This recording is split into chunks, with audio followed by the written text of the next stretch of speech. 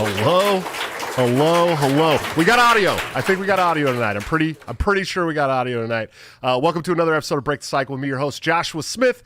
Hope everyone is having a wonderful Thursday. I'm trying some new camera angles in the studio today, so it might be different over the next couple shows. Trying to figure out how I can get more separation from the background. Obviously, like a little more blurry back there. My f-stop. I got a really good lens that I've had for a long time, and I feel like I can get better action out of it. So if you don't like me up close, I know you were never asked to see me this close, but you're gonna have to deal with it at least for tonight, guys. We got a great show for you tonight. Like probably one of the most excited I've ever been for a show.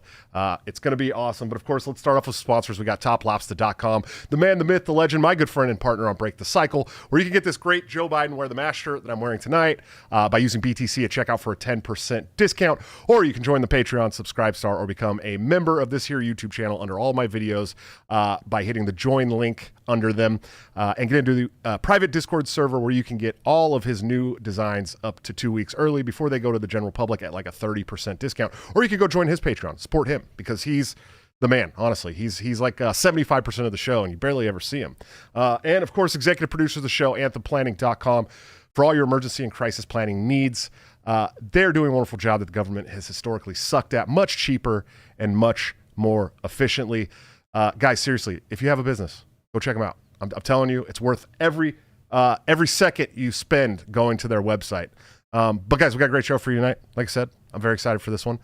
If you were around for the last Conspiracy Couch episode, it was pretty fun. We had Ryan Dawson on, of course. I wanted to make it something more regular, at least once a month or so, to come together with my good friends, Dan Smotz and Dave Casey, and somebody else that is great conspiracy theorist. So let's get started. Of course, we have my good friend and the host of Dave vs. Goliath, an all-around badass, Mr. Dave Casey. Sir, how are you? Dude, I'm doing great. What's happening, Josh? What's up, man? Glad to have you. And of course, the host of the System Is Down podcast, and one of the best video editors around. If you hadn't caught his new video about the mandates, you're missing out. It was one of the most beautiful things I've ever seen. He is Mr. Dan Smotz. Sir, how are you? What is up, degenerate plague rats? Josh, thank you so much for having me. I appreciate it. Of course, man. I'm glad you're here. And our guest of honor, the host of the Propaganda Report, someone that you don't want to argue with ever, Miss Monica Perez. How are you tonight, ma'am? I'm great, but I don't think I'm a conspiracy theorist. I think it's all in evidence. Yeah, I don't think you're a conspiracy theorist either. I say that because it's Conspiracy Couch and because a lot of people would call us conspiracy theorists, but the truth is The CIA would. The CIA would definitely. I like to own the name. I live my life based on what CIA labels me. Sure. I think they're trying to demonize tinfoil hats because, Right. Yeah. Maybe that was really the answer all along. maybe we need a tinfoil lobby. You know what I mean? We may. A Faraday cage.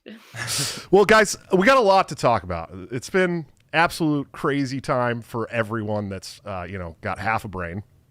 But recently, Joe Biden decided that he was going to get his third shot, the booster shot. And it's kind of been this big debate in this country for a long time. At first, it was, just take the vaccine, and people are like, they're not going to make you take more shots. Now they're going to make you take more shots. If we follow in Israel's footsteps, we'll be on our fourth shot in the next 3 months.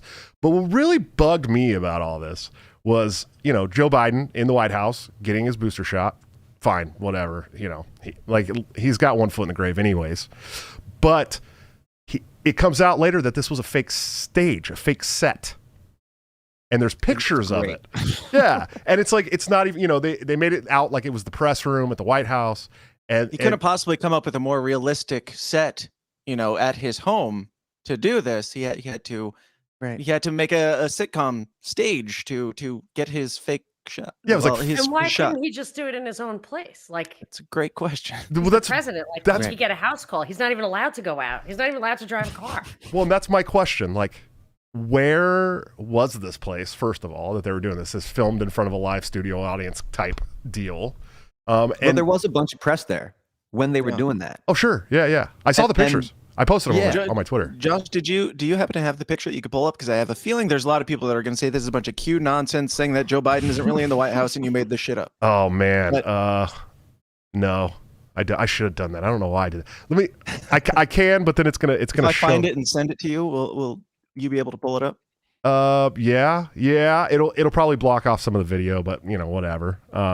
Shout out to Ignore the Rant podcast, $10 super chat. Monica is my favorite skeptic, and she has missed very much on the Atlanta airwaves. Great show yet again. And Cam Harless is asking who the hell you are. Which is hilarious because listen, Cam was the one that I know you because of Cam. So yeah, no, definitely Cam knows who the hell I am, but that's his joke, is that he makes me define myself every time, but I'm not falling for it this time. Yeah. Not falling for it. Well, and I'll never forget when I went to him, I was like, yo, what should I talk to her about? It was before I started listening to your podcast, and he's like, just ask her about Silky Black Cock. And I was like, I can't do that, dude. Like, he's like, no, don't worry. It's about chickens, dude. Like, trust me, you're fine. And I was just like, oh my God. I do have a thing for the silky black cock. Oh my goodness. I actually have one of those. I have it. It's free range. It runs around, and I have a white one as well. Well, you're from the Midwest, so it's expected, buddy. You know what I mean? I think it's like I store it in my backyard. Yeah, I think it's part of just normalcy here. But where do you think this thing is, man? Where do you think? There is one. You do have some. Silky. I just have pics. You're from the East. I have some, but I don't save pictures of them on my phone. I'm not that weird. You're from the East Coast, right, Monica? Like originally? I'm originally, my heritage is from Brooklyn, but I was raised in upstate, Rockland County, across the river. Gotcha. And then I lived in Atlanta. I'm in LA now. My husband's from Texas. I lived in Texas for a long time. And your husband is he's the gentleman that was on the Mad Ones last night, right? No, that's just my co-host. That's just your co-host. That's not your husband. My husband is the elusive Mr. Perez. I always thought that was your husband and wife couple do the podcast every day. Yeah, I'm just under that impression. I'm sorry. I apologize. No. Are you kidding? Who would pay the bills? Oh, yeah. I mean, we're working all day. Brad and me work all day, and my husband has to go pay for it. Fair. So actually, I shout out to all the patrons and Rofkin subscribers who do now make it a viable activity, whereas for the 10 years prior to that, it was all my husband, the elusive Mr. Perez, also known as Ricardio. See, I do this, and I have a stay-at-home fiance, so yes, it's hardcore. You know what I mean? It's rough. Yeah.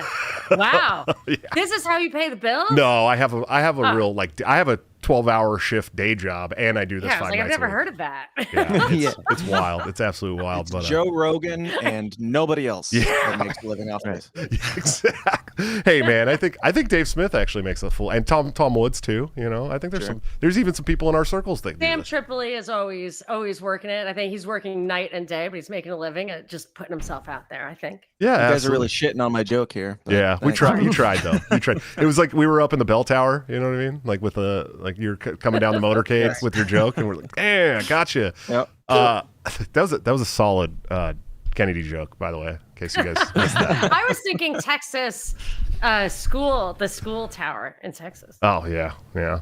So where do you guys think this set is? I think they do this shit all the time, dude. And somebody just caught a wide angle, but it's all like sets to make things look, acting.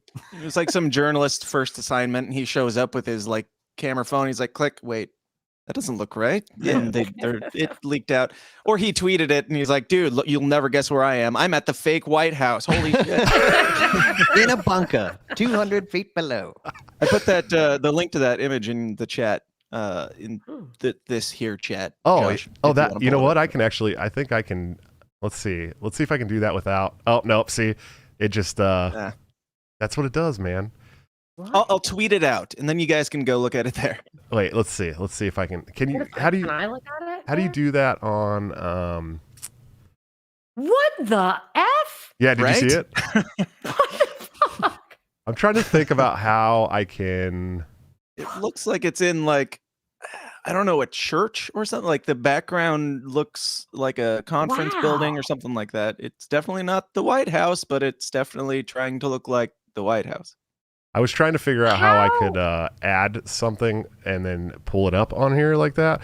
Oh, you know what? I can. Can I ask, while you're doing that, can I ask these guys like how far their conspiracy theorizing goes? Do you think that the conspiracy is that he's really not in the White House?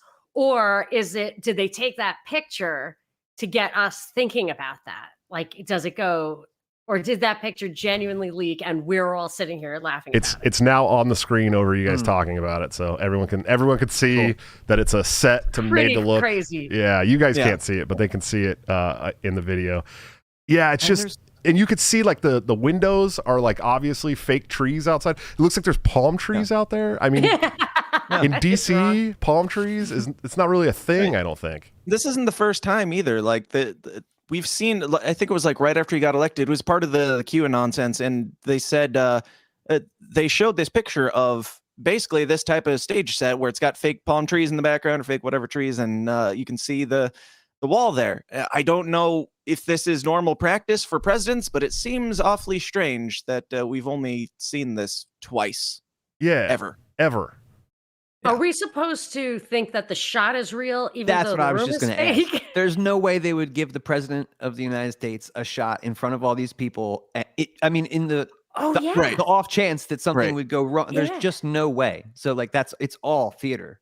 So well, that's what I was saying too. Like, okay, we know, YouTube's kicking people off for saying bad things about these shots right now. Okay, so I'm trying to navigate this these shots of like fake. Tequila. but here's the thing. In Minecraft, tequila. Is he drinking the tequila? When they know that some people take a shot of tequila and then stand up and pass out and have some side effects from the shot of tequila, would they actually give the president a shot of tequila on national television in front of everybody? I think they'd give him the watered down tequila, that really cheap stuff that doesn't really affect you at all. Like the tequila with electrolytes. Yeah. They're probably giving him his normal injection that actually makes him alert and able to stand back up and walk out of the room. Yes. Oh, the adrenochrome for sure. That's what well, I said it, my thing was if they were giving him adrenochrome, he wouldn't be trailing off to ice cream trucks every 5 minutes. You know what I mean? Like, because the guy's obviously somewhere. Well, he's sundown. He's a kid at heart and in stomach. My theory is that he is the Stay Puft Marshmallow Man. So like they had to imagine what would be like the not scary thing to bring down the Iron Curtain that would enshroud the entire earth. Mm-hmm. And they're like, well, we already used the Stay Puft Marshmallow Man. So let's have a senile old doddering deflated man. Mr. Softy. Walking around in circles. Well, he couldn't hurt us. He'd never hurt a fly. He couldn't. He's too stupid. He's barely there. It's still so funny to me that the Democrats voted for this guy after like railing. Who knows? No. I'm in Delaware. He's still very popular here. I'm sure. But after the Democrats spent a year over a year rallying against qualified immunity and police brutality and all the criminal justice system as a whole, and then they vote in the guy who like architect all of this. He was the architect of all this stuff. And a cop.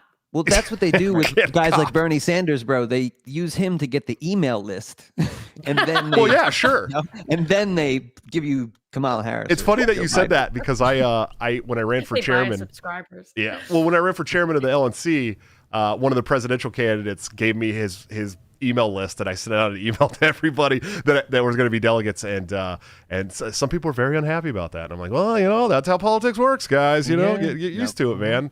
That's as good as money. Yeah, I don't know. It was pretty funny though. People were really like legit upset, like emailing the LNC. This guy's emailing me, and it's like, dude, I'm sure you get 25 emails from Pornhub every day. Relax. I mean, we've got people on the Joe Jorgensen campaign who are still sending out their music videos to people through the email list for Joe Jorgensen. That like happened twice. I did not sign up for the Joe Jorgensen mailing list. You are right to not do that. Oof. Am I a bad at large for the Libertarian National Committee? I don't know. Yet to be seen, I guess. You weren't missing much. You're the only good one, dude. Yeah. Well, let's talk about. Okay. Well, we talked about this fake room. We know that it's It's crazy. It's got to be, I mean, one of the most insane things I've seen, and people are like, oh, it's no big deal. I'm like, dude, why would they be doing this in a studio stage setting? Why? Right. I am open to explanation for this if somebody has it. I just don't know what it would be. Like, if this is happening in the White House, why not do it in the White House? Maybe it's just for lighting so they can get the shot just right. They have this fake room, this fake setup or whatever in another wing of the White House or something. There could be an explanation for this, but you would think if something like this comes out, you would think they'd be like, well, yeah, obviously it's that. Like, you would think they would put out an explanation for it. But so far, I've found no reason why this is happening in the White House. Like, he's traveling and we wanted people to feel, which is of course totally manipulative, but we wanted people to feel comfortable that, he travels with a White House. Like, I don't know. Well, it's weird because if you look at it, I could understand if they had like a press room set up at the White House like that with like lighting and cameras and stuff so that they get it just right. But it's obviously like a movie. Like, it looks like the old school like WWF like makeshift sets. Right. Yeah, or like a sitcom. Yeah. It's like Biden and Harris, the new sitcom every night at 7, where they pretend like they're in the White House and filmed in front of a live studio audience. I'd appreciate that a lot more than what we're dealing with, for sure. That's true. True. So let's talk about Florida. Who's taking the pictures, though? Sorry, I'm sorry. Who's taking those pictures? Is that the regular media? So it could be. That's what I thought. Could be. Or it could be people paid to act like they're media. I mean, I didn't see Acosta there, so you think you'd see Acosta there for sure, right? Now, if we set aside the strangeness that this is filmed in front of a live studio audience on a set, Biden is getting his 3rd booster shot or whatever, and he's still wearing a mask inside of quote unquote his own house, which seems like if the vaccine works and you're on your 3rd one, why do you need that mask in your home? I am very confused. He's 6 feet away from anybody but the nurse. But yeah, well, and then there's video of him going to this big gathering and kissing Pelosi with no mask on, and you're like, first of all, gross. You're kissing Pelosi. Second of all, right, disgusting. But second of all, like, no mask in sight, but you have one on this stage while you're like trying to virtue signal about this booster. You would think that they would want to give some, like, for the same reason why I assume they use this fake backdrop to give people some sort of sense of comfort. You would think you would take the mask off for that, so it gave people a little bit of sense of going back to normalcy, which is what they keep pretending like they're going to do. What if it wasn't even Joe Biden? I'm not ready to go there. I mean, Joe Biden is a clone, so who even knows anymore? Yeah, who knows at this point? Absolutely. I can't keep track of my Biden. Well, let's talk about Florida. So the propaganda is strong right now. I probably should have uploaded that damn video so I could have played that video for everybody, but it is kind of long. It's like, what, 2.5 minutes long or something. There's a pack that has emerged in Florida called Remove Ron. And they're really mad at him, for not forcing his will on his constituency in Florida. So they put out this 2.5 minute, like, absolute doomsday videos, like people getting on a plane on their way to Florida, and they have a movie come on a message from the governor of Florida, and Ron's talking about how, we're not going to do these mandates, we're not going to do this, we're not going to do that. And meanwhile, they're flashing to like a bunch of clips of police brutality, and then clips of like people in the hospital, and like I think at one point there was like a mortuary, and it's like, it wasn't nearly as cool as Dan's video about. Oh, this is the video the LP made, right? Yes, right. You would think. This video is fucking hilarious. Like, it was the most unintentionally hilarious thing I've seen since The Room, and the whole thing is it's literally a trailer for delusion. They're like, they call it the what is it? The Forever Purge. The Forever Purge. That's right. It was like a movie trailer. That's right. They're making it out as though because Ron DeSantis doesn't enforce these lockdowns and stuff, everybody is dying and killing each other. Like it's a trailer for delusion and paranoia. It's absolutely and let's be honest, beautiful. Everyone in Florida was already killing each other before COVID, right? I mean, there was like zombies eating faces and stuff on bath salts. So it looked like gray state for Democrats. It was like it was pretty bad. I mean, have any of you guys been to Florida over the last year or two? Yes, I went there on campaign. Oh, yeah. I didn't see anybody didn't see anybody dying or it looks lit, eating each other. I go there in 2 weeks. I'm very excited. Honestly, when I clicked on that video today, I thought that the video, like, it was so obvious that I thought that it was going to cut to like people partying on boats and chilling with American I thought it was a joke. That's it's something I would have made as a complete joke. It never got to that point. It was really weird. Josh, do you want to help me start the campaign to get DeSantis to hire me to do the clapback video to this? Dude, that would be so sick. Yes, absolutely. Listen, I'm talking Ron to watches Bishop. every one of my shows. I know he's watching right now. So Ron, if you're watching, Dan, you need to have this man do a clapback video for you. Literally. Trust me. You won't have a better one. What's up, Monica? So remember these boots are made for walking ad that Jeb Bush put out against Marco Rubio? Yes. So Jeb was never intending to win ever. Like, he acted like a wuss and he hunched over. But if you ever saw him getting out of the bus, he was a CIA agent, as far as I understand, and in Venezuela as a banker and everything. That guy is the shit. I mean, I don't like him, but like, there's no way he's like, oh, I'm scared. Never. So I think he was losing on purpose.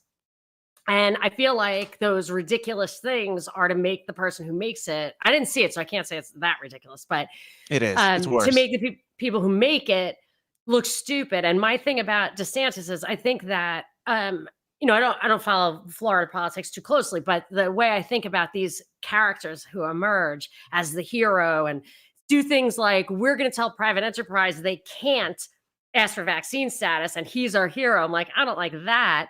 But I also think that once you have somebody who, it doesn't matter what his campaign is, it doesn't matter all the things that they do in Florida to make this guy look great. If he's an inside job, once he gets into office, whatever is really important, whatever that 20% of all the stuff that comes out, that's really important. So if there's limited hangout, 80% of it can be totally true, totally righteous, but there's something that's being held back. You need an inside job to do that. And when he got up and really repeated and supported the official narrative of that Miami condo collapse, I was like, okay, now I know that guy's an inside job. What's he going to say? Like, this is fake? No, but like, they wouldn't have done it on his watch. And it wasn't fake. I just think it was planned. What was the thing that he said? The Miami condo collapse. Remember, there's a big collapse of a condo in Miami. Are you not familiar with that, Dan? I believe I've heard of it. I have terrible ADHD. It was on the. I don't remember.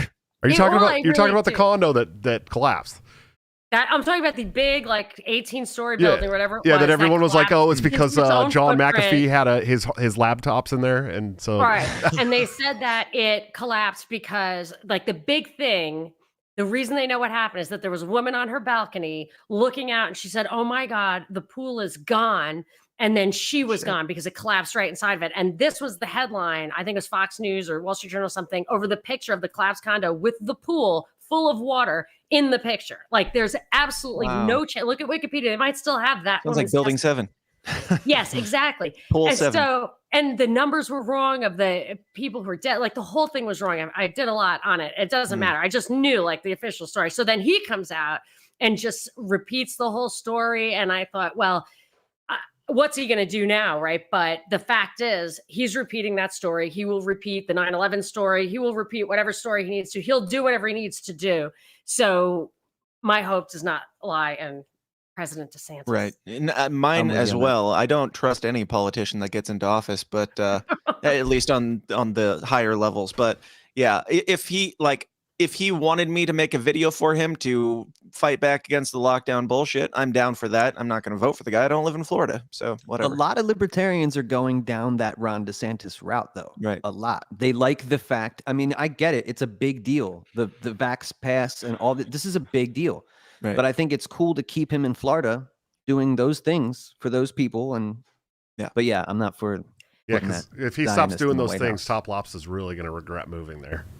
I wore his shirt. It was Top Lops. Nice. I got Top Lops. I always wear Top Lops all the time. I got some of his dad's. I've got his stickers. But the DeSantis thing, I think it's totally fine. If I thought that private companies or private institutions couldn't put a vax passport out there, if I thought that was legit, and I mean, I would compromise. I compromise all the time, but that would be a great thing to have. That's where I would love to have to compromise my principles. But I think it's a setup, because what it does is it's a placeholder for the next guy to change the rule completely. And we already capitulated that, or stipulated that it's within the governor's authority to make laws one way or another concerning that. But I also think I love the limited hangout. I mean, if I think I get more out of the limited hangout than it gets out of me. So if this guy's limited hangout and it's an opportunity for you to make something with a righteous message that pulls out the hangout part. Yeah. I mean, that's all we got. That's how I do all my stuff. Everything that's on the internet basically is allowed to be there. And still, I usually can figure out the truth. So I'm all for that. Is Alex Jones a limited hangout, you think? You know, I always thought so. And then when his wheels just shot off in all directions, I was like, maybe this guy is real. And then I'm like, I know. We all had this. I found myself coming back to him after all these years. I know. But here's the thing. He used to be better at what he does, and now he's worse at it. I feel like he was told, it's a possible theory that he was totally handled and managed and all of that. And then now he's kind of actually has the reins, which is why it feels a little bit crazier. But like it was like his early stuff was great. I mean, he had Ben Livingston who talked about the seeding the clouds. He had Charlotte Easerbite. He had the not the Bilderbergs, the Bohemian Grove. Oh, the Bohemian Grove stuff was great. That's how I found him. It was amazing, his stuff. And of course, he needed that to be established. Maybe like Rogan needed all that stuff, which then they pulled off, you know, and I saw the light on the moon landing. It's like, really, Joe? Really? Can you explain it to me? So speaking of ops, I just right before the show, I read a long thread on Twitter about with like tons of evidence. I mean, it was long, tons of evidence that AOC is actually a plant for the right. No way. Yeah, dude, totally. Like she's there to make the radical left look bad, and she's doing great. Well, at least. And this thread was really popular with a lot of young leftists. She's like that's like that's the goal. Influencer on TikTok. That's the goal, right? If you're trying to get into some position, you have to get influence, right? You have to do it. And so, but she graduated with a degree that a lot of alphabet agency people graduate with, and she went to Niger. I hope YouTube doesn't kick me off for saying that. She went to Niger and did something over there, and then all of a sudden, right after that, the government collapsed. Right after she left, there was like tons of all this different evidence. I'm trying to find the thread. I'll keep trying to find it during the show so that I can read some of it. But it was compelling. She was an intern for Ted Kennedy. Ted Kennedy as well. That was another part of it. Yep. Yeah, I looked into her background, but I didn't get right out of it. I got deep state, just like Stacey Abrams. They're very similar. Right. Stacey Abrams has way more of that.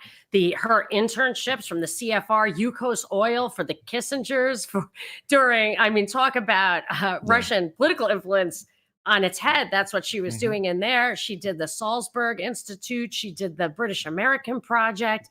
I mean, and the Marshall Fund, like anything, any deep state reaching way, way back, Stacey Abrams did. And I feel like AOC is a similar Sandy Ocasio. I like to call her because that is her name. But that's what she used to go by. Like Barry Soetoro, but whatever. Barry. Recreate herself. But I don't think of that as left or right. I just think of that as above and behind. Yeah, that's what I was going to say too. Like I would buy that she's a plant for sure, but I don't think, like, if we're thinking about this as left versus right, I don't think anybody on the right would be smart enough to actually pull off something this elaborate to have, young, attractive, whatever. I just found the thread. Actually jump in. I found the thread.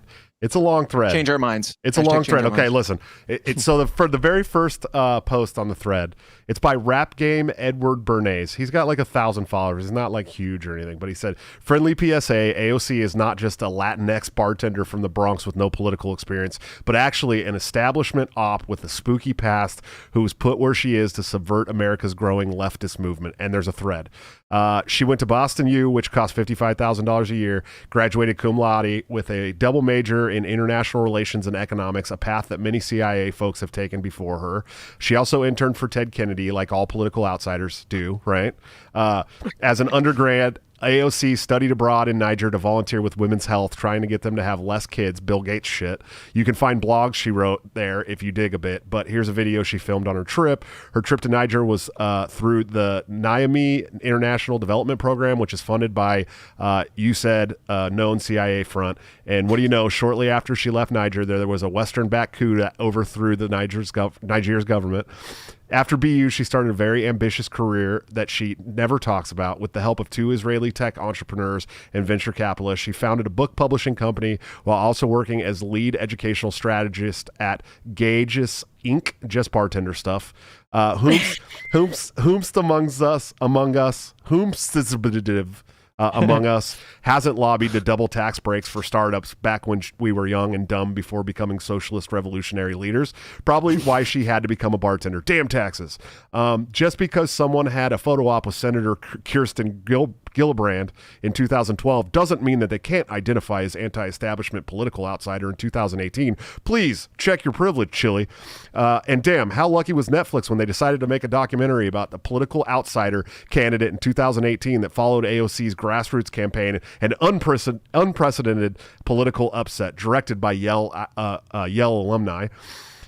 What's that? So unprecedented, you might say. Right. It sounds made up. Right. What's that? AOC doesn't mind someone with the life experience of being a CIA agent becoming a politician as long as their story is good. LOL. Interesting. This is a video of her saying this. No wonder she ended up giving lots of money that she raised from socialists and her stands to fellow Democrats with military or intelligence backgrounds. They all must have really been inspiring. Let's see. Is there more? Remember all the bullshit she pulled during Bernie's campaign, taking forever to endorse him, speaking. Oh, I lost the whole damn thread. Damn it. Anyways. She did a TED Talk. It was going I know on a couple little of long. things on top of that. She did a TED Talk way back in the day, which you cannot find. And who does a TED Talk? Who's a bartender? And I don't even think she was a bartender, because her story, I did a lot of digging on her too, because I didn't buy her bullshit at all. That her story was as a waitress for the longest time. And she might've been a waitress briefly, but I totally dug into the bartender thing. And I always wanted to just ask her one question. And it would be, what's the difference between a sour and a flip? Because there's absolutely no idea way she would know what that was. But I actually had a theory, and I think it panned out, which is they switched her story from waitress to craft cocktail bartender after this Jeopardy champ named Austin, who was like a little bit Aspergery, that everybody loved him. He's a libertarian, huh? That's what I was going to say. I think, yeah, Sounds like a libertarian. He probably was. But he was a craft cocktail bartender, and it was very cool. And I looked to see if there were any references to her being a bartender before Austin on Jeopardy, and there weren't. And there were no references of her being a waitress after Austin on Jeopardy. But her story is absolutely fabricated. And her thing eating popcorn noisily and stuff like that on Periscope makes her puke. But it's all completely extremely well crafted. I had never heard this theory about her before until just tonight. I've been of the mind that she's a absolute democratic socialist that's trying to subvert the Democrats, like, Tho's trying to subvert the Republicans, right? And I think I'm wrong. I think she's a plant. Yeah, I heard that she's a created person. Is that your term, Monica? That's my term. You coined that? It's not total theory. Created person. fake human. Yeah, it's not the theory. Isn't that? I mean, the theory is that she's a created person, but all that stuff is in evidence.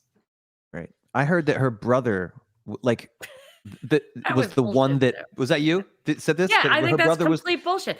He sent in an audition for her. Oh, my sister should run for Congress, and they were just like, wow, I won. Oh my God. It's like, really? Ted Kennedy didn't write that for you? Right. Because I'm pretty sure he's the guy I would ask to write the letter to become a congresswoman. Yeah, if there was anybody that you wanted a letter of recommendation from. Worked for him. It's going to be Ted Kennedy. But it was your brother's idea while you were schlepping away at a bar that was not in existence at the time. Oh, shit. There was an article in like New York or something. I worked with her and she stole my tips once. We worked together at this place for 5 years. And I looked it up. I was like, that place is just too chic to have been there for 5 years. And it wasn't.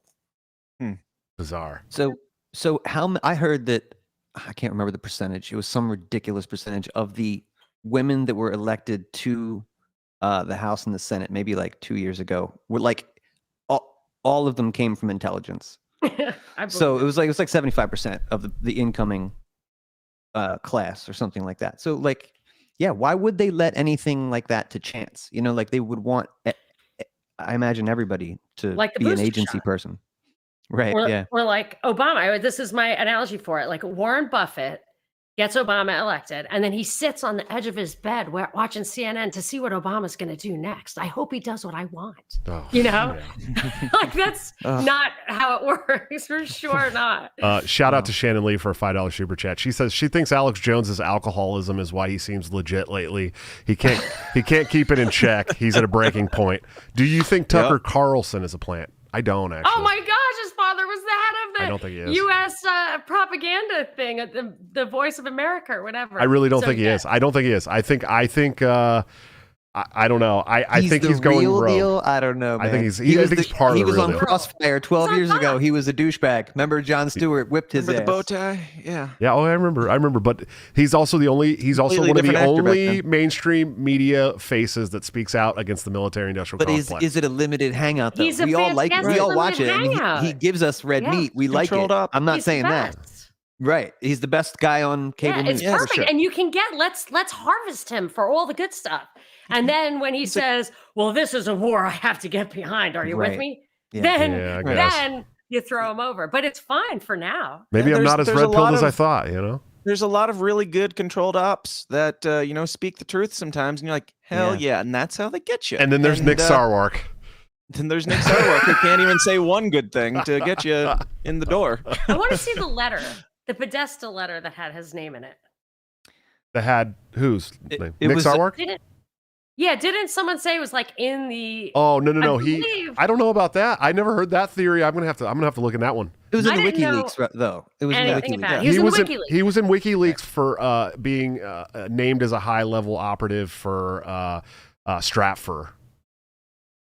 Okay, maybe is it because I don't really follow the political stuff because I'm not black-pilled, but that'll get you there. Whatever. Sure. I can't. Yeah. I don't think it's gonna work. But please talk me out of that. I would love to be a little more pink-pilled. I feel like joining like the LP or something would probably just make you more black-pilled once you start. Yeah, I don't know, but I would love to. Like, we should probably have a conversation about that sometime. But I feel I was on Lions Liberty, and Howie and Mark told me this, but I don't even follow these guys. Like, Nick who? So I didn't really know, I was trying to catch up. You're right to feel that way. So yeah, I just was trying to catch up, and I thought it was Podesta, but maybe it was WikiLeaks, which is why when I tried to find it in Podesta, I couldn't. We recently all blocked Nick Sarwark, and now he gets no traffic anymore, like at all. It's hilarious. But it should have been a while ago, right? Didn't that come out a long time ago? Yeah, that actually came out while he was the chair of the Libertarian National Committee. And the blue pill around. The blue pills in the party were like explaining it away. He came out with some excuse about it that, my brother-in-law got me a subscription to their magazine as a Christmas gift one year. Like, first of all, you're the chair of the Libertarian National Committee. Who on earth would have thought it would have been a good Christmas present to give you to this contractor, this government contractor, a magazine for a year? Nobody's buying that shit. Well, if he read it to us, it would be plausible. Right. Like, look, this is what they're going to do. But he didn't. Right. Like, thank you. Yeah. I appreciate that. Because I used to always try to get through the paywall. I should have just paid for it. Right. By the way, Alex Jones was Bill Hicks, but I don't hold it against him. Like, it just makes me like him more. I'm just they do, he does look like a young Alex Jones. But then you see the young Alex Jones, like the actual videos of young Alex Jones, and he was like a good-looking guy, man. Like it's completely crazy to think. It was Bill Hicks, yeah. Oh yeah, Bill Hicks was, but he looked different when they were young. Like the same person. I don't think so. They look different young, in my opinion. I had Kelly Jones, his ex-wife, on the show, and in the bonus content, I asked her about the Bill You had Hicks Alex thing. Jones' ex-wife on your show? Yes. Wow. Was she right after ex the at divorce. The time? Yeah, it was right after the divorce. So was she a lot of.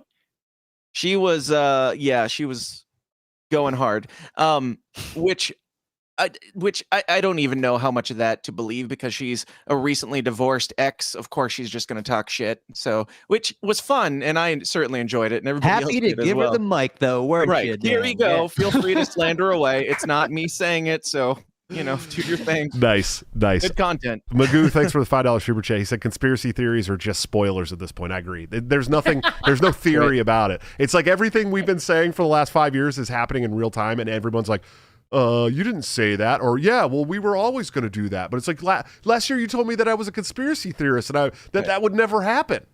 They've always just been spoiler alerts, but now the spoilers are for something that's like 2 weeks to 2 months away rather than like 20 years away, right. like we used to have. Like all these predictions, it's like, well, they're gonna do booster shots. They're not gonna do booster shots. They're doing booster shots. Okay. Yeah. Well, there was like the Vax passport too. It was like I was saying that over a year ago. Like they're gonna do Vax passports, and they're like, you're a conspiracy theorist. You're crazy. They'll never do that. Now they're like, take your vaccine or don't go feed your children. And it's what's wrong with you? Yeah. It's like, whoa, dude, I got 7 kids. You want to keep me from going to the grocery store? I call that Vaxborging. It's like you had a normal conversation with somebody about, I don't know. Do you think maybe it's just no big deal? I don't know, but RNA? Like, yeah, I don't know. I got the vax. It's awesome. Why didn't you get the vax? Right. You will be assimilated. Yeah. It's like, okay. Oh, it's backsliding. I want to hear about your theory that on Edward Snowden, Monica. Okay. Well, it took me about a week, so I was not the first one to come up with this. I just gave the guy who did really crack the code on this guy, like a minute one, American Everyman, who got lost in the WordPress purge that I got lost in. But I figured it out pretty quickly. First of all, he was on TV regularly and being taken seriously. So I figured Edward Snowden was not for real. And I noticed the things that, first of all, I got him in the first minute when he was with Laura Poitras and Glenn Greenwald in that Hong Kong hotel room, because he said that, I think the idea around that time is that he had voted for Ron Paul. And then he said that I'm not saying the government shouldn't do it. I'm just saying we need to have the conversation. And I was like, no libertarian would ever say that. Obviously, the government shouldn't do that. And that's when I said, oh, so what he's saying is what the government's doing is illegal. And so I said, okay, well, what he's getting at here is to just make it legal, which they did with the USA Freedom Act, which is kind of annoying because I remember Rand Paul was a little bit instrumental in pushing that thing over the finish line. I did not like that, but that's what he did. And I anticipated that 2 years in advance. So I usually feel like if I guessed it, if he's fake and this is what he's doing, and then it happens. But also every single thing he came out with was, or like so many things, I literally could find the links on RT, Russia Today. I used to follow it kind of religiously. And I was like, oh, I knew that. And I would put the links up and say, he's not coming up with anything new. And if he really does have all that stuff, it should be mind blowing because it should be 10 years in advance. Find the stuff that's sees through the board, kicks through the board, because this stuff isn't going to, we all kind of knew this stuff already. And then it just never stopped. Plus Glenn Greenwald's a little fishy. Glenn's fishy? Well, here's the thing. So doesn't that make you sad, dude? Dude, I want to cry right now. I love sorry. Yeah, sorry. So here's where it all comes together is that they go, and then they had all this back footage of him before he contacted them in that hotel room. They made a movie based on shit that happened before they met for 10 minutes in the hotel room. When Snowden was in the airport in Moscow, it was an area that had one bathroom, one coffee shop, one hotel. All the world's press was there and nobody saw him. The hotel said he wasn't staying there. That seems made up to me. But that Pierre Omidyar, who is the bankroller for The Intercept for Glenn Greenwald, he gave Snowden the money to get in with those guys or whatever, to rescue him or whatever.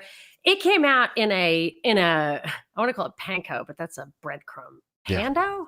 The Pando? It was a subscription only website that revealed unequivocally that Omidyar was instrumental in one of, I think probably the most recent US run Ukrainian coup, the overthrow, the revolution in Ukraine. I mean, it's absolutely documented. And I remember my husband was like, oh my gosh, wow, all the crazy stuff you say, people will really, he's a bit of a normie, but he's like, this is going to be on the front page of the New York Times tomorrow.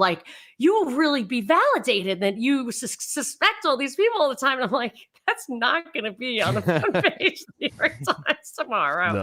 And you didn't even hear about it.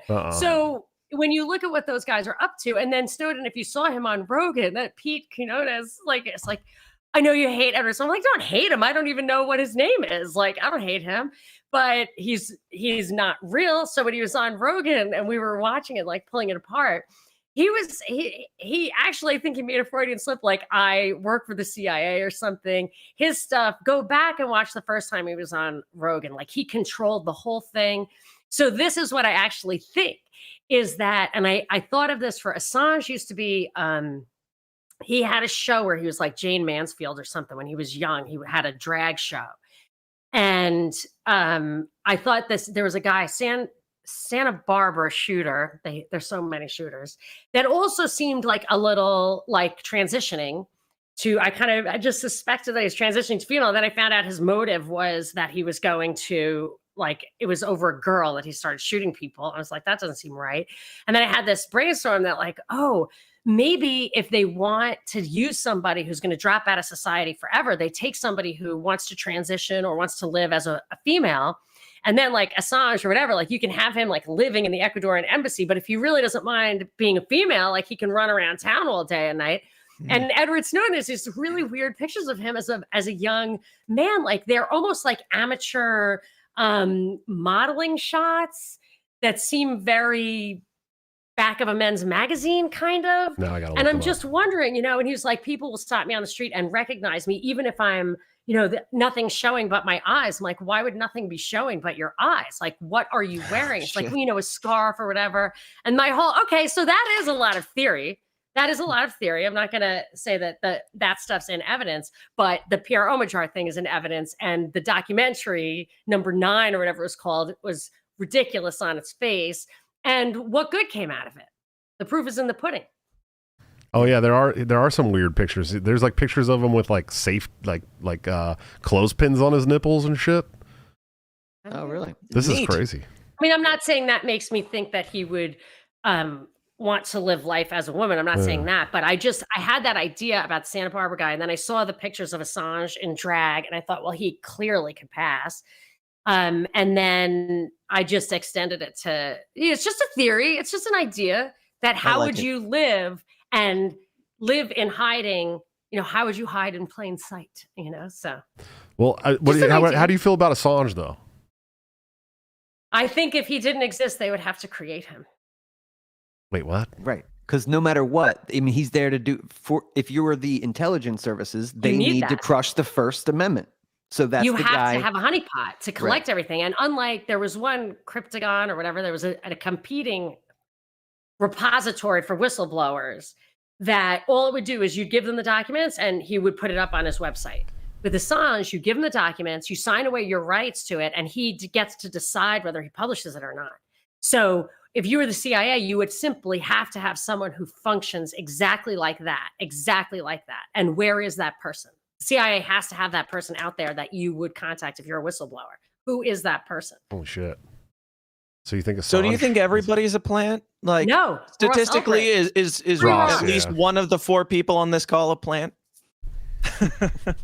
Well, it's Josh. It's definitely Josh. No, fuck out of here. Dude. Yeah, I'm from the hood, I don't think anybody's a plant. I think that there are movements that we spend our time in, efforts that we spend our time in, and that in itself controls you. So if like you guys have ventured into the realm of conspiracy, whereas libertarians are really not allowed to talk like that, right? So that's the limited hangout of like the whole mainstream libertarian thing. It's like you're allowed to talk about this stuff and you might get somewhere, but you cannot actually point out that it's not real or people will think you're crazy. And I'm like, but it's important to know that they planned real. Yeah, they planned COVID in advance. So you don't, if you're afraid of getting sick, and I don't blame you because I did have it and it is a something, think about it as an EMF thing or bioweapon. Just think of it that way and don't listen to them when they tell you, well, the answer is get a 3rd shot or the answer is this lockdown. Like the guys who invented it so they could get you to lock down and put this thing in your arm, you have to understand the truth underneath it in order to resist the urge to fall for that. And I used to say on my radio show, I'd say, look, you don't need to know the truth. Absolutely not. If you are willing to die defending the Bill of Rights, that's all I ask, just the Bill of Rights. I'm not asking for more than that. That's the compromise. If you're willing to die for that and not be convinced that you need to take away people's rights because they're terrorists or whatever, if you're not going to push me down a slippery slope, then I don't need to red pill you. But you're not, because you call me all the time and you tell me that people don't have the right to work and travel. They don't have the right to live in their own countries. Anyway, I get a little ranty. No, I like it. It's fine. That's why we brought you here, Monica. I just subscribed to your show, so she breathes fire. I just realized that Dan's wearing an Andrew WK shirt. I literally just caught that right now. Right. I'm here for the party. I love that. We man. party hard. Nice. I love that, man. Nice. I short sidebar here. I worked for Def Jam for a while. As one of their like regional street team members, and this was like when Andrew WK first came on the scene. I had no idea who he was, but they sent me all these posters and stickers, and it was all that picture with the blood running down his nose, and I'm going, what the fuck is this guy, right? And so I show up to his show at the bottom of the hill in San Francisco. It's a small venue, little tiny venue, and I watched their show and I was just mesmerized by how insane and amazing these people were. But afterwards, all the street teamers got to go up and hang out with him in the back. And he does party hard. He does, in fact, party very hard. Nosebleed is real. So, yeah. Oh yeah, I think he fell through. He fell through a glass coffee table. He made all of us and the band like put our arms over each other's shoulders and do can dances together. And the guy was wild, absolute insanity. You still have the posters? No, I gave them all away at the show, and like I put them up all over San Francisco. I mean, that was our job. As like that was your job. Yeah, it was to get all that stuff out. You weren't supposed to. I mean, I probably have. It'd be cool to have a few. Yeah, I'm sure I have like in a box somewhere at my mom's house, like in the basement. Send one to Dan. Yeah, maybe I should. I should go see if I have them. I love Andrew WK though. He's really great. I'm sorry that my shirt completely derailed this conversation, but I did have something I wanted to say about Monica's last statement. I find it like I've only been in like the Libertarian Party realm for like the last 5 years or so, and it is kind of odd and a little bit mind-blowing to me that so many libertarians are afraid of the conspiracy theory label and they're afraid to dig into these things. It's like I've had this conversation so many times where they're like, "Oh, that's retarded." Obviously, we've went to the moon, we've done this, we've done that. It's like all I'm asking, like, you're libertarians, you are crazy people by all standards of normal society. You're crazy. You don't trust the government. All I'm asking is for you to not trust the government just a little bit harder. Like this is the same thing. At least question the government, right. It's just don't letting your enemy all the pomp at all. and circumstance aside. Right. Well, that's how I came to have the scales fall off my eyes. Or what happened to me was that I already had the radio show. So I had a radio show of being an anarcho-capitalist, which I think they thought I was like the novelty act or whatever, but I was serious, which they also thought was funny. And I was like, look, we have a conflict of interest. If we're buying security from the people who are supposed to keep us safe, and the less safe we feel, the more we buy from them. And if they have complete control over our understanding of our fiscal or physical security, then we have an inherent conflict of interest and they will ultimately make us less safe. So when I realized, and I didn't realize about 9/11 until after the Boston Marathon bombing, because I was trying to cover it on the air and I was like, wait, these pieces don't fit together. And then the whole thing, like just everything just was like an avalanche. I was like, oh my gosh, I theorized that they had to be doing this bad shit eventually. And they already are, of course, like, so it's the natural, like it was so easy to understand it because I already had a spot for it, because that is what we're talking about. And of course they're doing it and we just didn't know it. The internet is the most monumental limited hangout. Like now we know, but they realized that they could just flood the zone with so much bullshit all the time that in order for you to separate out the real truth about it from the over the top theory stuff or whatever, bullshit ideology, whatever, it would just take too much effort. Hardly anybody can do it. It's so overwhelming. And they felt like it was safe to do that. But the information is there. It fits with the theory. And they've probably been doing it for way, way longer than we could really actually verify. But we can verify it now. Yes. Yes, we're all like, well, we're not gonna argue with you, Let's talk about the shirt. We're not gonna argue. I'm not gonna argue with you. No, I don't know. Maybe I'm not as red pilled as I thought. But it doesn't matter. I mean, as long as you're defending, that's why I don't mind these limited hangouts, because they have to talk the talk, and that's great. Let's promote that. Yeah. Well, I mean, you keep saying limited hangout, and I keep thinking Liberty Hangout. You guys remember that page? I don't know why. I don't know if you want that in the world, but you can't. I mean, no, it's okay. Someone's going to take that and run with it. It's okay. It's okay. I'll survive. So let's. What was the other conspiracy we were going to talk about tonight? Dan? Was it you? What? Me? Didn't you have something else that we wanted to talk about? I brought up the video. That's right. That's right. Did you guys see that? I'm sorry if I still have missing white girl syndrome, but that girl Gabby Petito, she showed up on a 2013 music video called "Irreplaceable," talking about the school that shall not be named on YouTube. No. Was she even American? Was she American? That I don't know. Was she 22 at the time? Oh, interesting. I just thought that was if you show up on that story and then you also have a story now. Totally. No, I was a little sus when I heard their names. I was like a little girl and a guy taking out the wash. Like, this is weird. And and then I took it. I took it for a while. And then when they lost track of the guy, he just disappeared we're into looking the for night. him everywhere. There was just like Boston Marathon bombing and like Mueller or whatever, the FBI guy was like, we're looking for thing 1 and thing 2. And I'm like, wow, I have his address right here. It's 1 mile from where you are. Like, read this article. Like, Daniel Hopsticker is like right away. Like, oh, I know those guys. They're CIA agents. Well, there's another crazy conspiracy during the Boston bombing. You know, this Dr. Wen, this Asian doctor lady. I saw that. Yeah, she's the one that's like the face on CNN of this whole COVID thing right now. Worst. And she was also the face of CNN for the Boston bombing too. I don't know if you guys knew that. Yes, I did see that. And she was the one on CNN who said, we just need to make the COVID stuff scarier. Right. Yeah. It was like, okay, how else are we going to dangle? What carrot will we dangle in front of these plebs to get them to comply to our vaccines? Like, obviously, we have to keep the masks around. The red light means on. Yeah. Freedom is a privilege, not a right. Yeah. And now YouTube, this whole YouTube thing is just, it's kind of scaring me because, you know, this has become an invaluable revenue stream for my family. We're all gone. We're all screwed. And they're talking about how they're gonna start pulling channels that say bad things about the tequila shots, you know. And they pulled Ron Paul Institute today, man. Ron Paul Institute YouTube channel got pulled completely. Are you serious? It's gone? Yeah. The whole thing?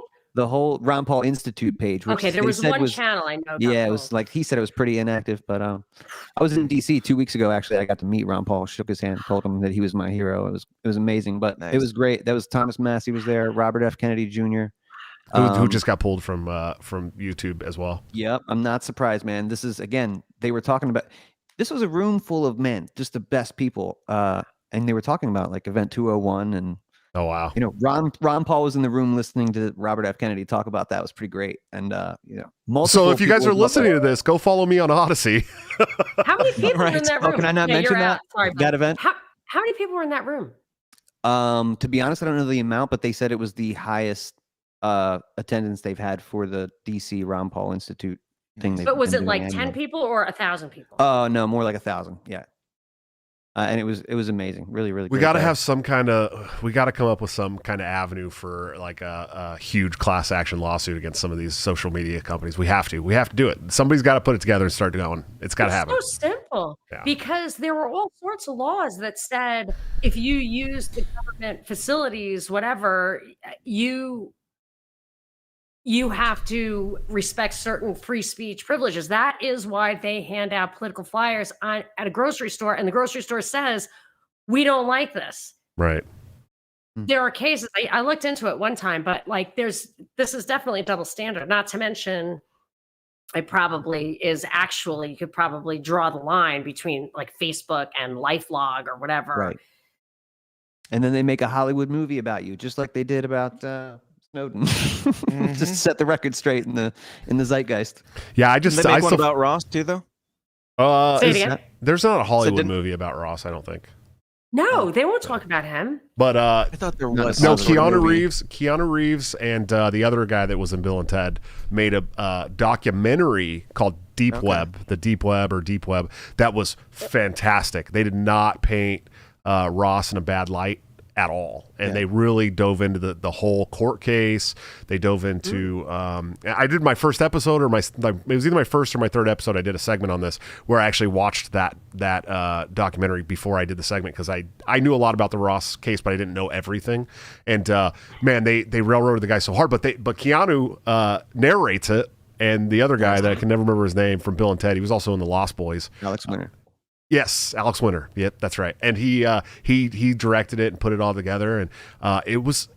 I mean, they had people that were involved in Silk Road with their faces covered. They changed their voice so they could be like, look, Ross did not try to murder for hire anybody. The guy who had the hit put out on him is saying that Ross did not put the hit on him. You know what I mean? Yeah. But they used that against him for a year. And then when they went to court, they dropped that charge, but they painted him as a murder for hire guy in the eyes of everybody in the country before he got to court. And then they never even charged him with it. Yeah. Did they address that the DEA agent and the Secret Service agent went to jail for malfeasance in there? Yep. Wow. Yeah, you have to watch this documentary. If you haven't seen it, it's called Deep Web. It's on Amazon Prime, and I think it's like $3 or something. And because I was getting ready to do, it's when I first started the show, and I used to do a lot more prep for these episodes. And I was doing solo shows on Wednesdays where I just do I'd cover different topics by myself, and it was super scripted and really bad. Don't go watch those episodes unless you really want to. But I watched this, I was prepping for this, 20-minute segment I was going to do about Snowden, or about Ross. And I watched this documentary at work one day, and it was just, it was a really good documentary. It was done very well. They talked about the corruption in the courts, the corruption with the prosecutor, the corruption with the DEA. And I mean, they really laid it all out. And like I said, they had people that were involved in Silk Road, actually speaking on camera. Some of them, their identities were protected, but it was great. If you haven't seen it, please watch it.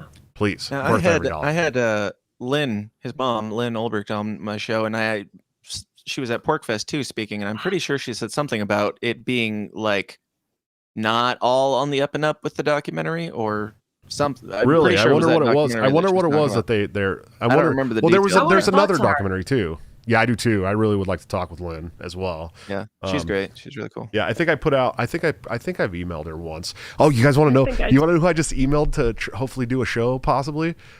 Jody Pache. You know who that is? No. Okay. Do you know the video? So you know how I feel about pedophiles, right? You guys obviously know my intro. Yeah, you know my intro to the show is called Wood Chipper. Can't ask that question. I believe that pedophiles should be fed feet first into the wood chipper. I had wonderful human trafficking survivor on last night. Eliza Blue. It was a great show, but it was this is what I do. I hate pedophiles. Well, do you remember the clip that goes around every couple of months of Gary Pache at the payphone while the guy who kidnapped and molested his son is walking by with the police, and he turns around, shoots him point blank in the head? Old clip from the 80s. You guys have never seen this? No. Holy shit. No, but I like it. It's one of my favorite clips in the whole world. And in libertarian circles, I don't like watching people die, but there's occasionally somebody dies, and I'm like, yeah, that felt good. Every now and then you get a good really one. Nice. I liked that. He was like the kid's karate instructor and raped this kid. I mean, it was bad, right? And so Gary, the father, passed away in 2014. I followed the story pretty closely. Well, his son Jody, who was the one who was a part, the kid in the story, has written a book now called Why Gary Why, which is what the cops scream at Gary after he shoots the guy in the head. And so he's got this new book out. And he's, he travels around and tries to help people that have been victims and stuff. And so I'm trying to get him on the show because how fucking cool would that be when this clip is so huge in libertarian circles? You know what I mean? Did Gary go to jail forever? No, he actually never went to jail. He got he got a 7-year suspended prison sentence, and he actually shot this guy point blank in the head while the cops were walking him through the airport in front of the like news moment cameras. of temporary insanity, or I don't know. Like I don't know the defense. That's one of the reasons why I want to get Jody on the show so I can talk about the whole story and the aftermath. But I really kind of dove into it yesterday, and then I found Jody on Twitter. Then I got his email, so I emailed him and like, "Yo, man, I'd love to have you on the show. I know, I'd love to talk about your story, your father, your book, anything you want to talk about." But I've been watching this clip for a lot of years, and it's always been one of those clips that I'm like, I don't like watching people die, but man. Go back to it. Let's rewind that. I've watched it just one more time. I would say that I've seen that clip. I hate watching this over and over again. I just hate it. I would say that I've seen that clip probably 100 times at least. Oh my god! And it's is it super boring? Oh yeah, it's pretty bad. And the cameraman is a champion, like an absolute champion, because he's got the camera on the guy. Gary he's like faking like he's on the payphone. He's actually on the payphone. And from what they say is he was talking to his friend. He said, "You're about to hear gunshots," and then puts the phone down and turns around and shoots the guy point blank in the head. Right next to the police officer. The cameraman is on the other side of him, doesn't flinch, zooms in on the dude's face on the ground, like bleeding all over the place. I'm like, what a champion. What an absolute champion of a cameraman. He didn't duck. He didn't flinch. He didn't run. He went right up to the victim, right into his face. Like, perfect. Yes. Anything for the shot, man. I do video. I would have done the same. I would like to think that I would have done the same. I'm sure I'm afraid for my life, but I'm not missing this. Yeah, like this is or you once could in a help lifetime. somebody, but yeah. This is back when the news also, mostly reported the news. So I mean, in 1980, I think it happened in 84 or 85 or something like that. This was before all the news media was owned. Mockingbird back then, bro. Sure, but it was before all the news agencies were, basically owned by the same company. So. Yeah. See, can I make a conspiracy comment about the way the media works?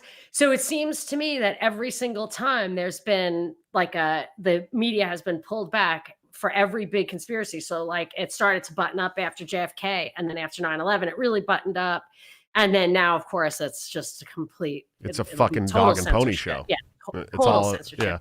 Yeah. We only see what they want us to see, and that's it. There's no more to that. But now, I mean, it's really getting crazy. Now they're taking all opposing viewpoints, and maybe they're doing it around a medical thing so that it's indisputable. It's because this is World War III. This is the war.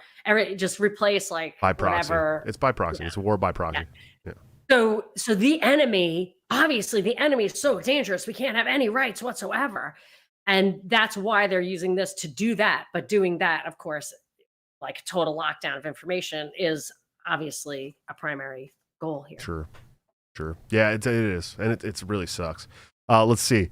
C.D. McRae. So she lives in Louisiana, and the story did happen at the Baton Rouge airport. He said, she said, the quote is, "My son couldn't sleep at night until he knew the monsters couldn't hurt him anymore. So I killed the monster." That was the quote from Gary.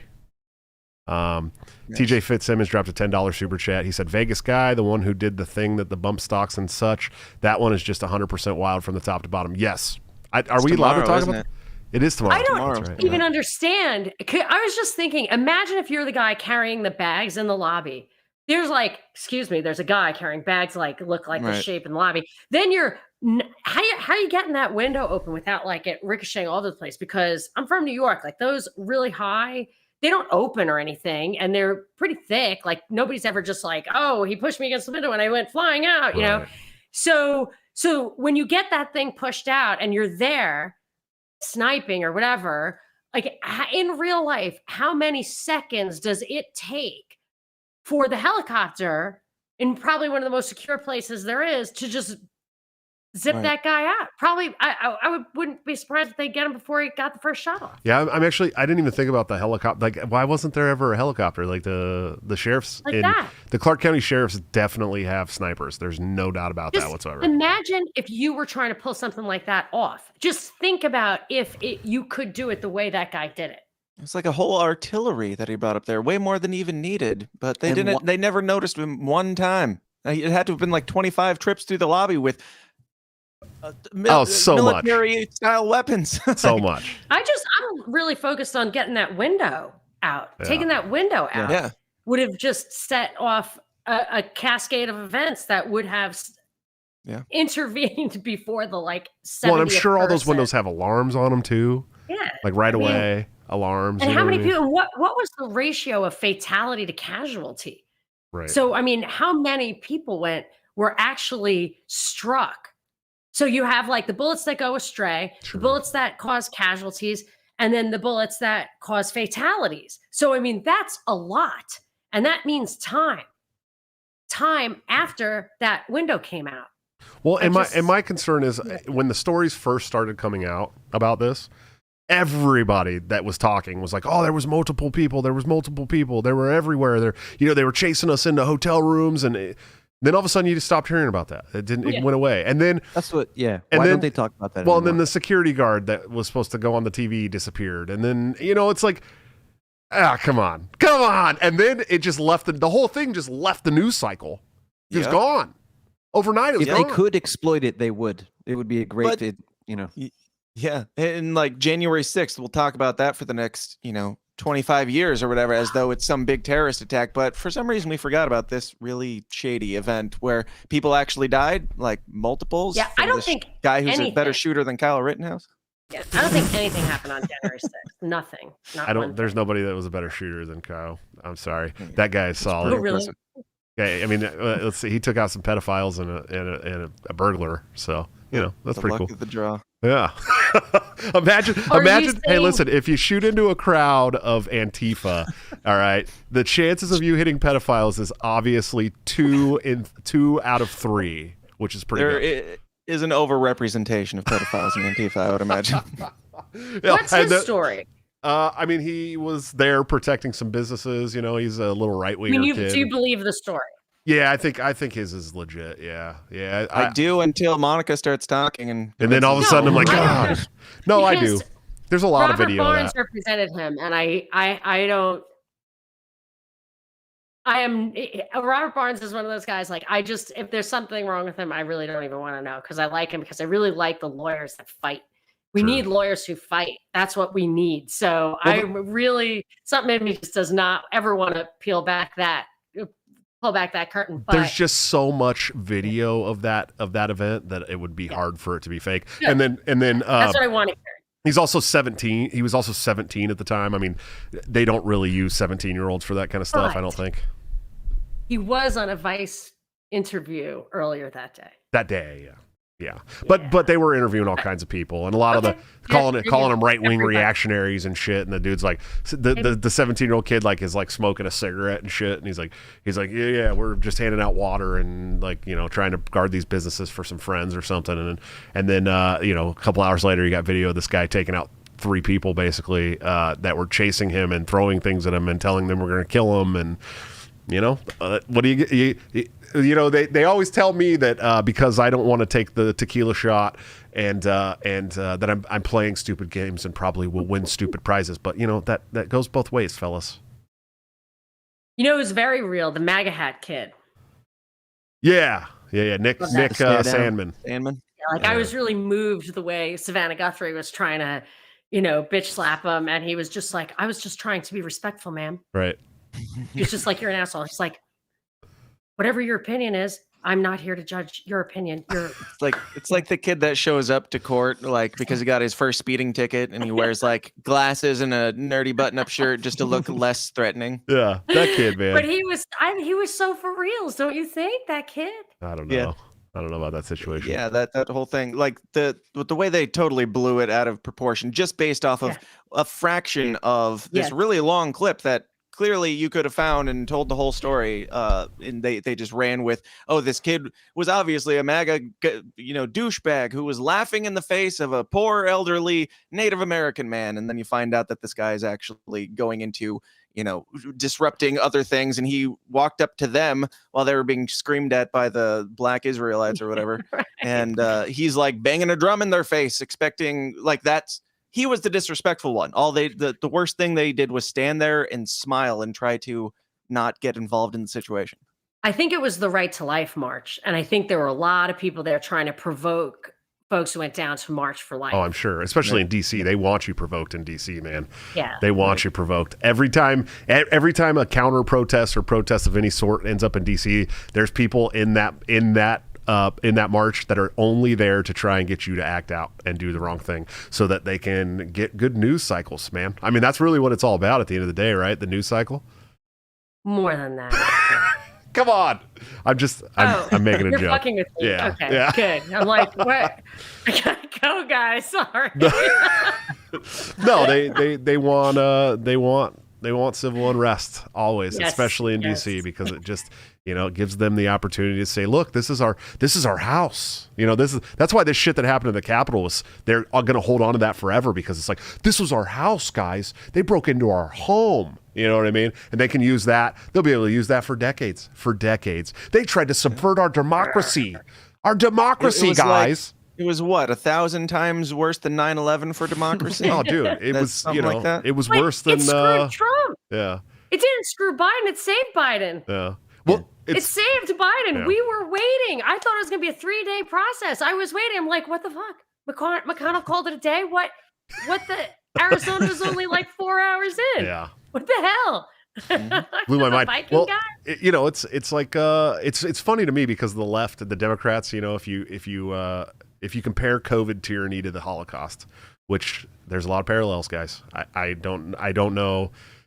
Dan posted a really good post earlier that I retweeted, saying that Hitler tried to get them to believe to get the people of Germany to believe that the Jews were going to spread terrible diseases. There's a lot of parallels to what's going on here. A lot.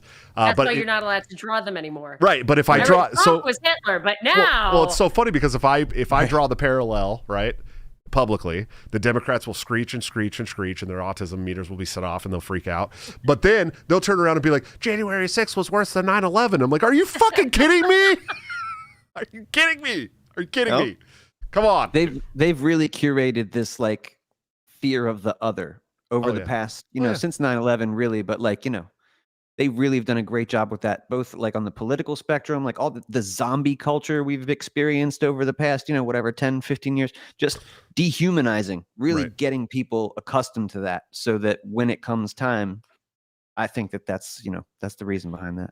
I had an observation today that was right in line with that. LA is talking about shutting down, like if you're not vaccinated, you can't go into restaurants, bars, whatever. But in Pasadena, which is right outside LA, they're saying the restaurants are okay. You can go in and eat in a restaurant, but you can't go into a bar if you're not vaccinated. And I'm like, okay. Fuckers. Wait, didn't they offer free beer if you got vaccinated? But now you can't go into a bar if you're not. How does this even work? I'm so lost. Well, I think that they're doing it because they don't want you to mingle. They need segregation is so you don't get to know each other. That's what segregation is for. Yeah. And if you bring your own companion in a restaurant, then you're not going to infect anyone with your freedom. It's just weird where they draw the line, They can say whatever infection is, it has to be an infection of, because in the restaurant, what's the difference? I don't know. Whatever. I'm sorry. I just think it's about the other. It's about making sure the other is an unknown, is someone you can demonize, is the zombie. Right. I saw a really funny tweet chat in the chat that I need to read real quick if I can find it. Hold on. It was for Dan. Okay. I'm trying to see it. I'm trying to see if I can find it again. It might have went by. God, I'm so bad at these chats. At least Ryan Dawson's not here, so we'll actually get to some of the chats. No shit. Anyway, where is it? God, I don't know if I'm gonna be able to find it. You're worried about talking about tequila shots? Right. That's why I've been. Hey, I've just been talking about tequila shots. I don't know what you guys are talking about. I'm like, see, that's something that flags me a little bit. It's like, how do some people get away with saying stuff that like I would never. I had like rules about when I was on the radio. I wouldn't talk. It's not like I had rules, but I was like, there's really no point in talking about certain subjects where people are so emotionally invested, and it's very polarizing, because if you come out on the wrong side of that issue, then they don't believe anything else you ever say. So she's like a Zionist. That's what she's saying. She's a Zionist. I found the I'm a Zionist. Yes. Uh-oh. Anyway, is Monica the plant? It's Monica. It was Monica the whole time. Monica points all the fingers at all these plants. Monica is the limited hangout. She's the one. Damn it. I knew it. STG said in the chat. See, this is why I appreciate super chats, because I can see them. I find them really easily. I have to go back and look for all your other chats that I see during the shows. But SGG said, I love how you can tell Dan is used to being the craziest person in the room, and he's so happy to be here in good company. Dude, that's my life. That's my entire show. That's the reason why I started a podcast, was because I talked about this stuff and turned all my friends off eventually. Now I don't have any except for people who come on my show, and it's nice, it's refreshing to not be the craziest person in the room. I'm not crazy. No, I am. I'm crazy for sure. But here's the thing: everybody always asks me everybody always asks me how do you do this show 5 nights a week when you have 7 kids and a full-time job? And I'm like, these are my only friends, dude. Like I don't have I don't have anybody else. Like this is my hangout every night. Like if I didn't do this, I would just be sitting upstairs wiping baby spit and eating dinner, and that's it. I mean, that's all I do. So this is my friend. Your wife would be a guest on my show? My fiance? Oh yeah. Who's got the 7 kids? Who's taking care of the kids? That's her. Yeah, she could probably do it. She'd be down to do it. She my fiance actually is one of the founders of Informed Choice Iowa here in Iowa, which is a medical freedom anti-vax program here, and her biggest dream is to intern for Robert Kennedy. So she'd probably be really good for that kind of stuff. Yeah. You're gonna have to delete that if you want to stay on YouTube. Oh shit! Oh. Just mark the time. Yeah, I'm not. Bleep it out. Make it a joke. Bleep it out. Well, that Robert F. Kennedy. No, that you said the anti-tequila word. Oh yeah. Well, you should just have a little tequila. And she's anti-tequila. Yeah, I could do that. I could do that. If YouTube actually does go through with this anti-tequila thing, where everybody who talks about that is wiped out, we are all screwed for every single episode that I've done over the last 2 years. It's been in there in one way or another. The 3 of us are gone. Yeah. Are you even on YouTube, Monica? When they gave me a strike for criticizing Sheriff Israel after the Parkland thing, which was a show that I had aired on the radio, I just stopped posting. So I have a channel. I do this election integrity update every week, and it doesn't go away. And boy, I can't believe it hasn't gone away. But the guy who comes on my show is in Atlanta. I always had a relationship with him because he used to come on all the time. Garland Favorito, and he is actually fighting the lawsuit he's got affidavits and stuff about the 147,000 Fulton County mail-in ballots, which if the fraud they expect to see is just in the Fulton County mail-in ballots, it would overturn the presidential electoral votes in Georgia, which wouldn't overturn the presidential election. But if the down ballot races are even slightly more out of whack, then it would have changed the balance of power in the Senate. So he's fighting these lawsuits, and we thought it would be, that's why we were on the edge of our seats January 6th. We were like, it's going to be the 6th, 7th, and 8th. They're going to go through all that stuff. Kelly Loeffler is going to fight the good fight, whatever. And so when the shaman overturned that, it's like, well, that guy's obviously working for Biden. And but he thought his case would be, he'd be able to inspect those ballots by then. That was January, and it's October. So I do put that on live, and they haven't taken. I can't believe they took one down, but I can't believe that they don't take my whole shit. Monica, do you believe that our votes do anything? I never did, but this is the thing. Like, I'm a little broad brush, I'm a little 60,000 feet, and it's like, voting doesn't count, whatever. And I started to realize that. So I would talk to this guy who was an election integrity activist, totally nonpartisan. He wrote this book about, I shouldn't out him. It's about another conspiracy that probably doesn't need to be in his circles right now, but whatever. So I feel like, I wonder if human history or the history of liberty is really just an exercise in kicking the can of tyranny forever. And we just, like, what we're doing, like this Groundhog Day of just trying to hold ground and whatever, and maybe we need another revolution sometime or whatever.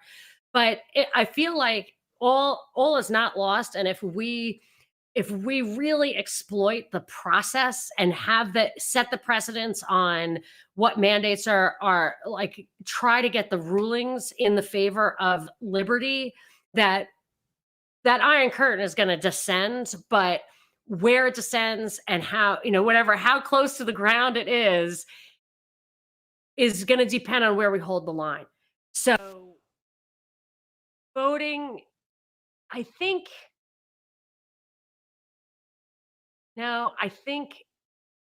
if it could work, it would be good. I don't know. I mean, what I mean is, I like Ron Paul. Like, if he could have won, it didn't have to be this way. I have that on a hoodie, same shirt. He won. Yeah, he won Iowa. Let's just put it this way. I think it could get worse faster if we give up on the process. Right. Yeah, I agree with you there. Like, I don't think it necessarily does anything to vote, but if we can expose some corruption in the process, then that will at least like show people that this is all a sham or what have you. They'll have to try harder, which means it's going to take them longer to get what they want, and we may be able to lock in some values. Like Germany, they have really strict like civil rights or whatever. Like, it's kind of hard to do certain things there because they were totally reactionary against the whole their past. So if you can lock something in that's new, that's a nuisance, like the 1974 Privacy Act, it's a nuisance to them. Maybe they don't pay attention to it anymore, but if these things are just nuisances, so I want to be a nuisance so that we can slow them down. But I always vote for Ron Paul. I do vote. I have moral qualms about voting, but I do it. My mom has written in my grandfather's name every election for like the last 2 decades or something. Nice. It's pretty funny. Yeah. Who does he vote for?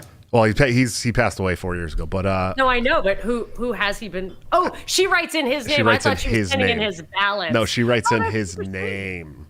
So Floyd Francisco always gets 1 vote for president every 4 years. I've gotten at least 1 vote for president in my lifetime. I had one friend. Yeah, a friend wrote my name in, and I'm honored. Also, Tim Finnegan is saying that me and Dave Casey should run as a team for. I mean, obviously, we would be like Gary Johnson, Bill Weld. We would be running together as equals, and we would vote for Hillary Clinton in the end.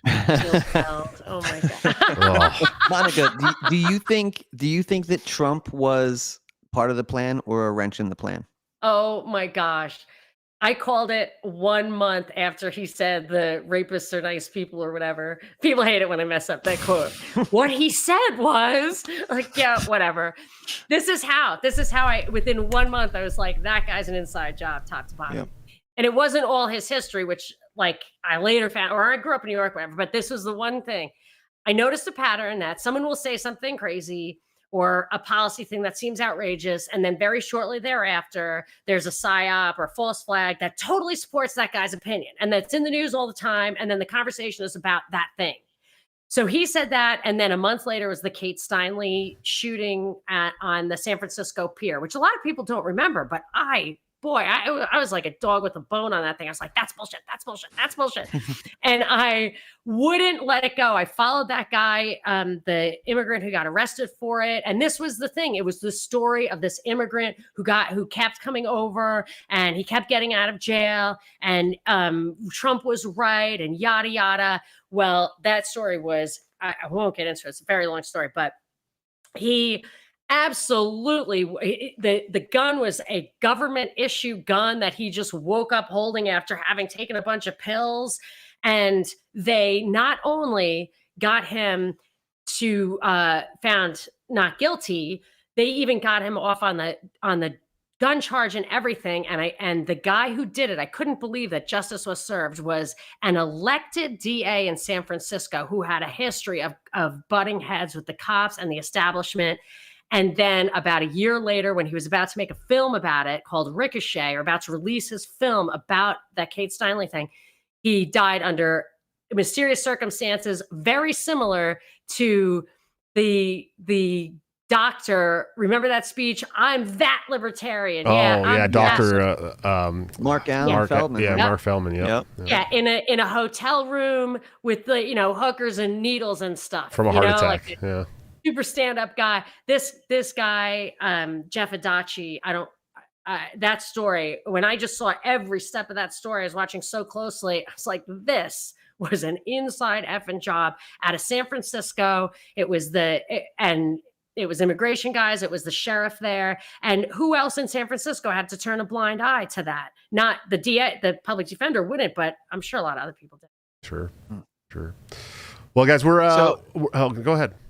I was going to say, I don't know much about the Mark Allen Feldman thing, but that was like when I started getting into libertarianism, was when he gave that speech, and it stuck with me. And then he died shortly after. Are you saying that that's not on the up and up? No, I never had any particular reason to think that was not on the up and up. I thought it was totally tragic. I do think that they're very good at understanding who would be a powerful person. Like, I think they do computer models. Like, if you read the report from Iron Mountain from the 60s, they're like, we do computer models to see what event will completely change the world down to like the tiniest details. I mean, he may be the guy that Feldman, who like would have made that difference, so they snuffed him out. There's a chance of that. I think that Anthony Bourdain is that. What?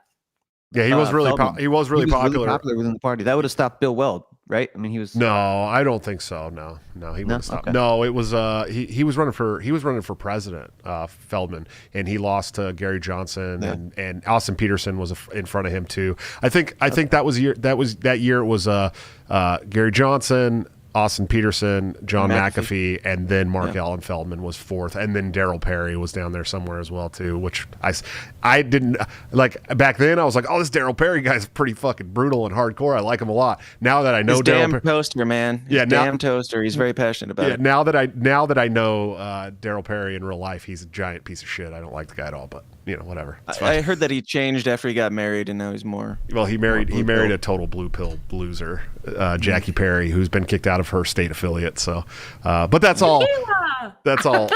Yeah, that's all inside baseball stuff. But we're an hour and a half on the public show. Of course, we'll do members only short stream if Monica and Dave and Dan are up for it. But before we head out here, what do you guys got coming up next? And where can people follow you, support you, take care of you, all that great stuff? We'll start with Monica, of course, the guest of honor.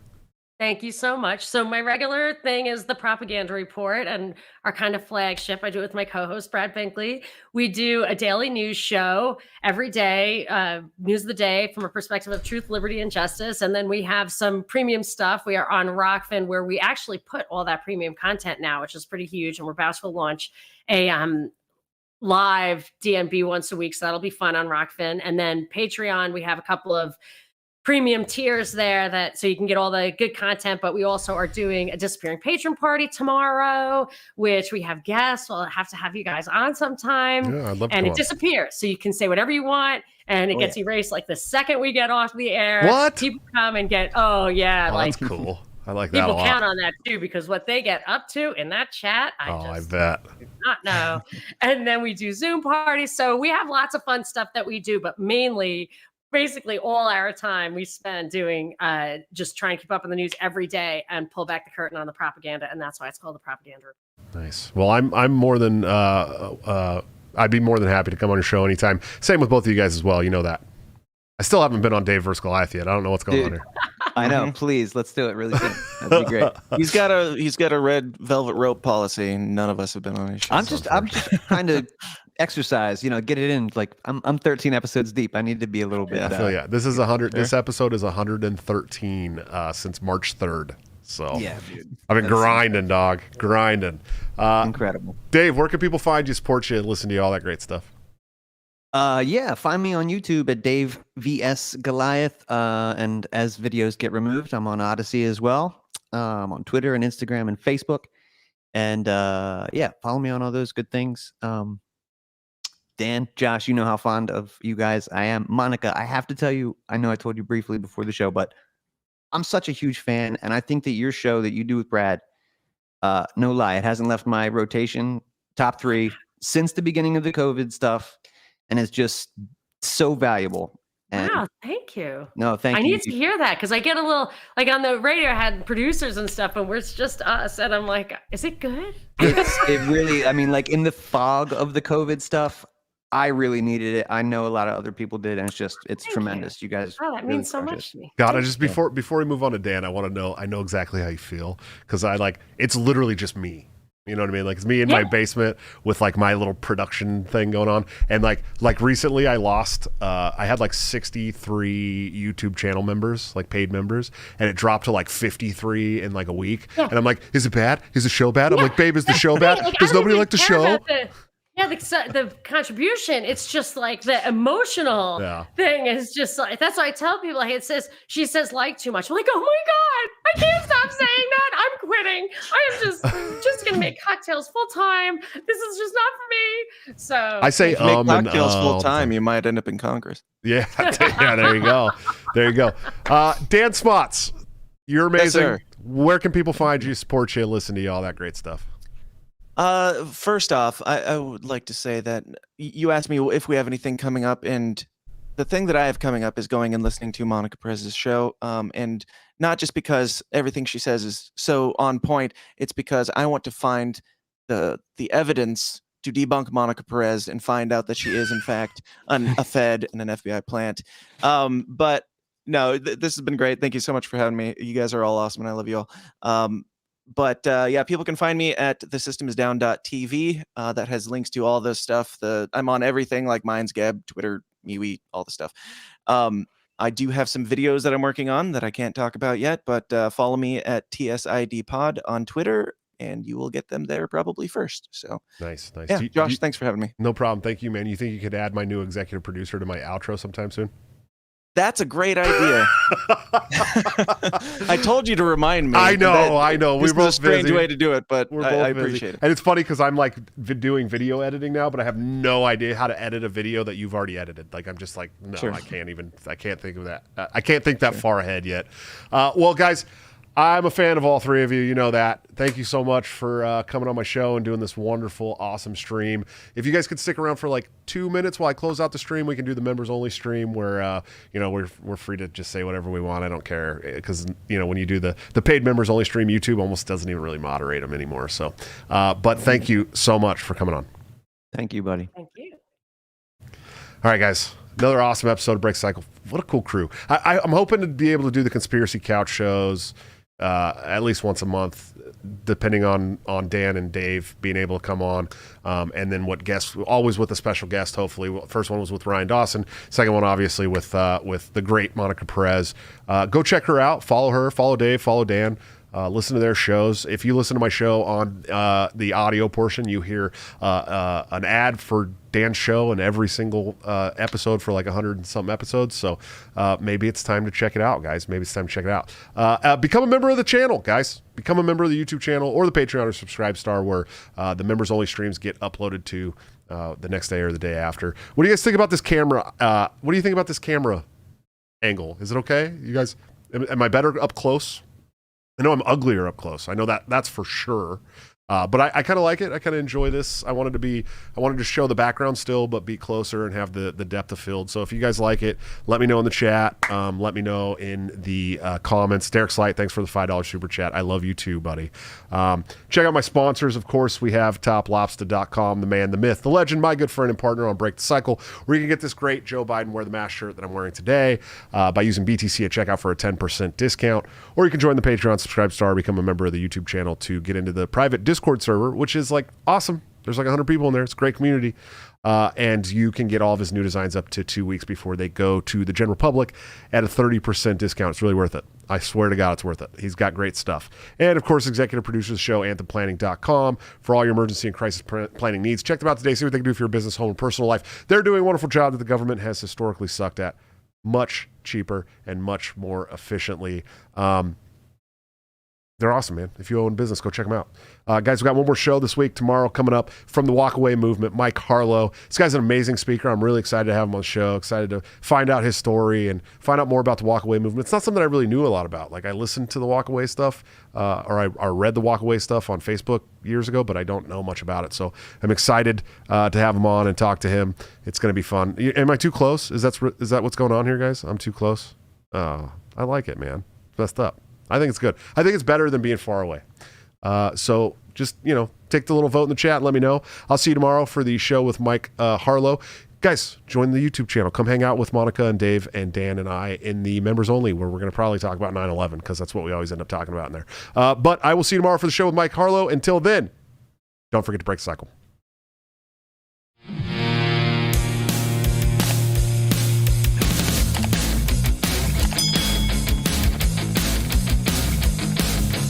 Due to legal reasons, I just have to explain.